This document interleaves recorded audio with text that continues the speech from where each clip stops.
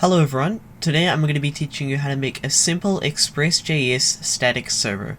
Now the first thing that you're going to do is make sure that you have NodeJS and npm installed. To do that, do node-version and then npm-version.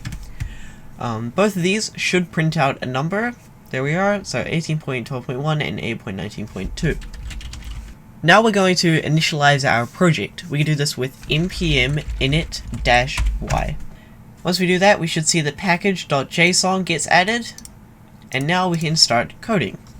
So we're going to add our index.js file, and we're going to install Express through the terminal. So we're going to do npm I express. I'm just going to wait for that to finish. So once that finishes, we're going to do const express equals require express. And there we are. Now for this, we're going to be using Express and HTTP. Therefore, you can also add on things like socket.io. So I'm going to do const http equals require http. And now we're going to make our app. So we're going to do const app equals express. And then we're going to make a server. So we're going to do const server equals http.create server and then our app. So now we can actually create our static server. So I'm going to create a new directory. I'm just going to name this public. Public, there we are, and this is going to be all the files that I want to host on the site. So now I'm going to do app.use express.static and then dir name plus public, or you can just do public, which is a bit easier. So I'll just do that. And now all files inside of public and all directories will be hosted on the page. You can do multiple of these, so say you've got two public files, two public directories, you can just use two of them. Nice and easy. So now we're actually going to start our server. We're going to use server.listen, the port that you want to use. So I'm just going to use 3000. We're going to console. Oops, it's not the one I wanted. Console.log listening on port 3000. Now we can start our server using node-index.js, and we should see that it says listening on port 3000. So now if we head over to localhost 3000 in our web browser, we should get an error that says cannot get slash.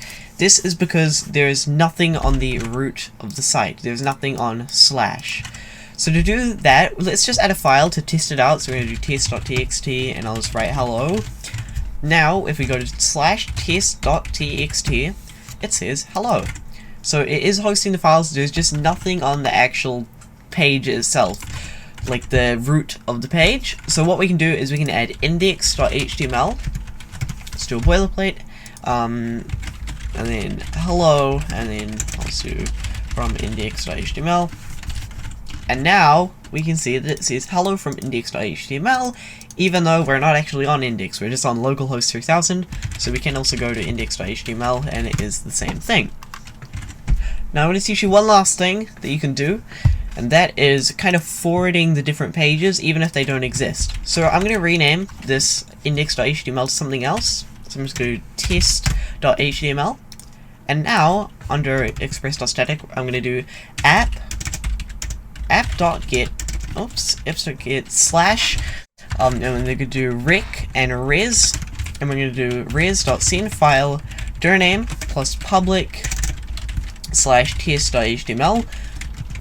And that's about it. So now it's going to send test.html when we're on the root of the site, and we should see that nothing changes.